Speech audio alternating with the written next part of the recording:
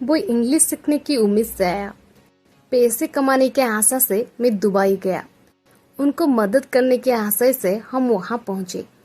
Guys, इस प्रकार के सेंटेंसेस को हम हमारे डे टू डे लाइफ में कभी ना कभी यूज करते हैं।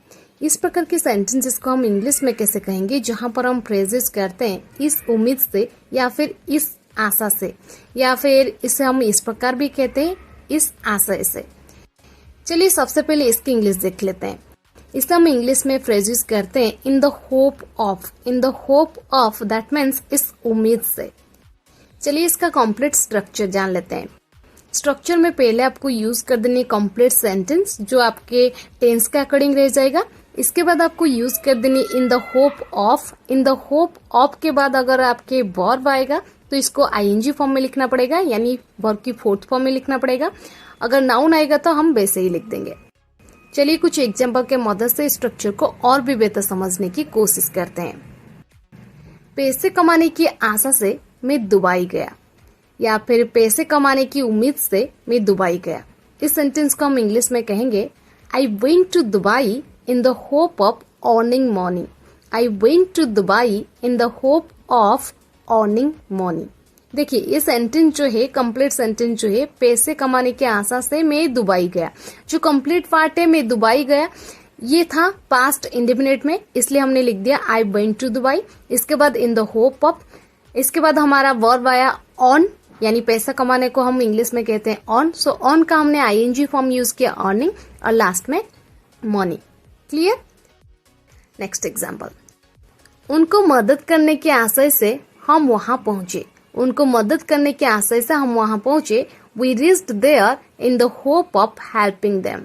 We reached there in the hope of helping them. Next example. वो इंग्लिश सीखने की उम्मीद से आया। He came in the hope of learning English. He came in the hope of learning English.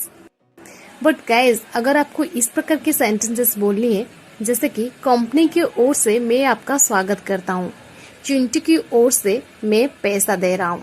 Guys, इस प्रकार की सेंटेंसेस को हम इंग्लिश में कैसे कहेंगे, जहाँ पर हम फ्रेजेस करते हैं किसी की ओर से या फिर किसी की तरफ से। चलिए सबसे पहले इसकी इंग्लिश जान लेते हैं। इसे हम इंग्लिश में कहेंगे on behalf of. On behalf of यानी किसी की तरफ से या फिर किसी की ओर से। चलिए इसका कंप्लीट स्ट्रक्चर देख लेते हैं। स्ट्रक्चर में पहले आपको यूज कर देनी है कंप्लीट सेंटेंस, इसके बाद आपको यूज कर देनी है phrase on the behalf of, इसके बाद नाउन। चलिए कुछ एग्जाम्पल के मदद से इसे और भी बेहतर समझने की कोशिश करते हैं।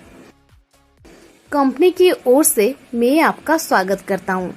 I welcome you on behalf of the company. I welcome you on behalf of the company. Next example. Chintu की ओर से मैं पैसे दे रहा हूँ। चिंटू की ओर से मैं पैसे दे रहा हूँ। I am giving money on behalf of Chintu. I am giving money on behalf of Chintu. Next example. मेरे ओर से मेरे बेटे ने पार्टी अटेंड की। मेरे ओर से मेरे बेटे ने पार्टी अटेंड की। On behalf of me my son attended the party. On behalf of me my son attended the party.